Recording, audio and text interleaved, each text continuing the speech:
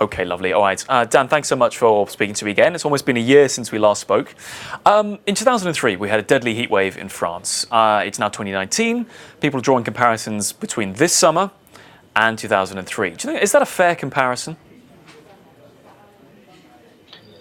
Yes, well, heat waves in general are formed through a number of similar mechanisms. Sometimes it can be to do with the sort of flow of air around, and sometimes it could be to do with, say, dry soils and things like that. So, in the sense of partitioning those different processes, then the two heat waves are quite different actually, but they do share some similarities in terms of their centres of action, in terms of their strength and things like that. In 2003, people were saying, this is awful, we must act to stop this. Now we're in 2019. When you read those articles about climate change, it almost feels like you're reading a piece from 2 days ago. Have we failed to learn the lessons from the last decade or so? Well, it takes a long time to get the political momentum to back these ideas. And the climate change problem is a difficult one because you don't see a sort of sudden event that's entirely due to climate change, and you couldn't possibly say anything otherwise.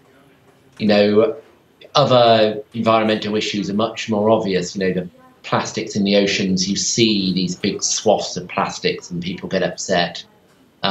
The ozone hole, you see a huge ozone hole. And so people act on those a bit faster. This climate change problem, you just got to delve a bit more into the data, and that doesn't give the sense of urgency that we hoped it would give to, say, our politicians.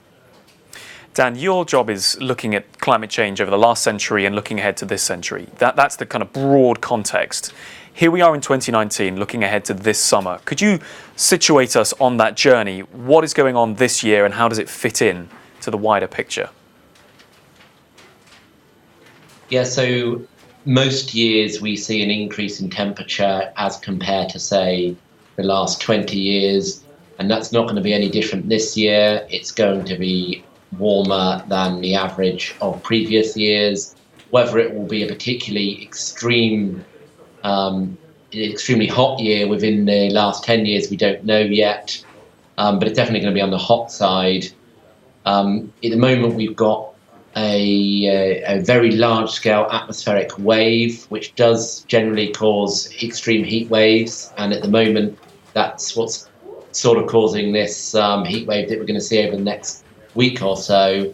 So those sort of conditions are definitely occurring in this summer at the moment. When people see record temperatures could be broken, it's very tempting to say this problem is accelerating very, very, very fast. What is going on? Could you compare what is going on this summer to what has happened previously? Is it that these heat waves are now the norm? They're going to get worse? What is going on?